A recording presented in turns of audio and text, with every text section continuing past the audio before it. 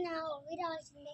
आज छत्रपती शिवाजी महाराजांचे काही 2 शब्द सांगणार आहे, ते तुम्ही शांतचित्ताने ऐकावे ही माझी नम्र विनंती.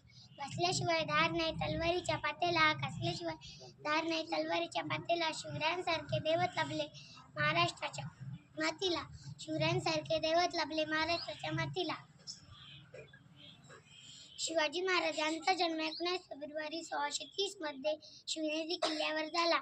सर्वप्रथम रयतेचा राजा छत्रपती शिवाजी महाराज यांना मानाचा मुजरा. हवा वेगाने नव्हती, हवेपेक्षा त्याचा वेग जास्त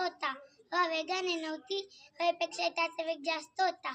अन्यायाविरुद्ध लढण्याचा त्याचा तो इरादा नेक होता. जिजाऊचा लेख तो लाखात नाही तर जगात एक होता. शिवाजी या नावाला कधी उलट वाचलं आहे का? जीवाशी असा शब्द तयार होतो, जो आयुष्यभर जीवाशी खेळला तो शिवाजी.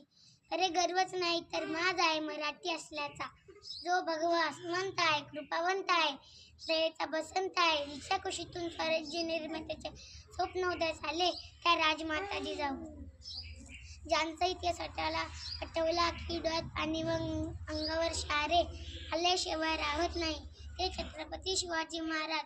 शिवराय घडले तर संस्कार जिजाऊचे होते, म्हणून तर म्हणावेसे वाटते, थोर तुमचे कर्म जिजाऊ, उपकार कधी फिटणार नाही. चंद्र सूर्य असेपर्यंत ना तुमचे मिटणार नाही. शिवाजी महाराजांच्या आईचे नाव जिजाऊ व वडिलांचे नाव शहाजीराजे भोसले असे होते. आणि मातेचा लेक तो मराठ्यांचा राजा होता, झुकला नाही कोणासमोर, मुघलांचा तो बाप होता.